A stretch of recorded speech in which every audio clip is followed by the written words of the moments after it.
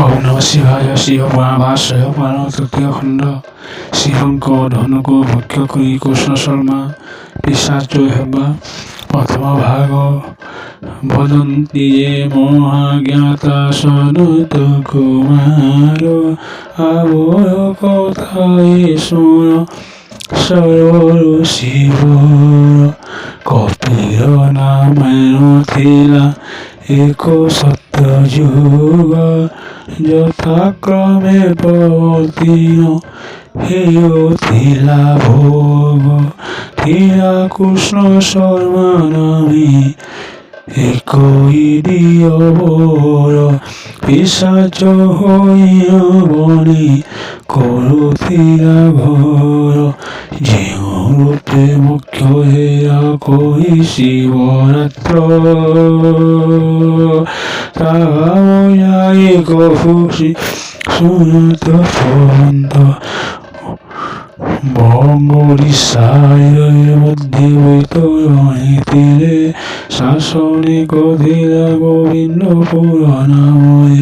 কৃষ্ণ শর্মা নামে তমরিজয়ে করিলা, বেদ বিদ্যা ঈশ্বর রামন দিতিলা। সারু পণ্ডিত সে যে অতি গুণধারী, রক্ত বৈথায় সরা অতিথি বুঝই। বেদমতি ষোড়চার বিধি যেতে যায়, সকল পূজা করই সেই বিপ্রায়। বিষ্ণুঙ্ক পারই সে হরিতায় মন, নীলে কাপতি নাদায় তারা ভিন্ন ভিন্ন।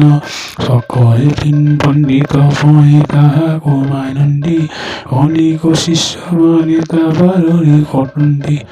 এমনটি করই কৃষ্ণ শর্মা গুহে বাস, মিলই অনেকরি নবাসী তার পাশ।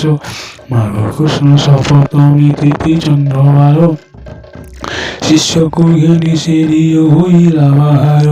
গ্রামস্থ অগম্য নামে শিবন, তহি পুষ্করিণী সহি জল হই পূর্ণ। কুলে বিয়ে করি শান্তি এক শিবলিঙ্গ, এটাই দেউল দেহেও শিবঙ্গ। সে নির্মল জল দেখি তোর কৃষ্ণ শর্মা, শিষ্য এনে তহি স্নান করই মহাত্মা। দেউল পিতা লাগে ধরে থিলা পরি, তহি ভক্তি কৃষ্ণ শর্মা নিজে কায়ে। কুলে তহি সীতাই চরণ ঘষিলা, পহি স্নান করি আসি তহিলে বসিলা। তহু সে ব্রাহ্মণ সন্ধ্যা তর্পণ সারি, গুরু গোচরিয়া শিষ্য গণে সঙ্গে ধরি। সকল বসন বৃন্দে স্থির মনে বসি, ভজন শ্রবণ করা গুরু মন্ত্র ঘোষি। সকন্ন ব্যঞ্জন হইথিলা যাহা, দেব পিতৃ তসিয়া বেগা সকলা তাহা। ভজন শেষরে বিপ্র করিয়া চমন, তদন্তে ভক্ষিয়া শুষ্ক মনে গুহা পান। দেখি পুস্তক ফেরি আসনরে বসি, এমনতে তিনি প্রহর হইল হেলাবাসি। সকালে তাহার পেট হুলু হুলু হেলা, বাহ্যক্রিয়া উঠে বেগে জাত করাইলা। তাই আনি আসন উঠি আনতে সে পরাগো, মুখলার বহি অঙ্গ হেলা রুকু রুকু। কথা ন আসিলা অঙ্গ হেলা থর থর, তা দেখি সকল লোক কলে হাহাকার। ওম নমঃ শিবায়।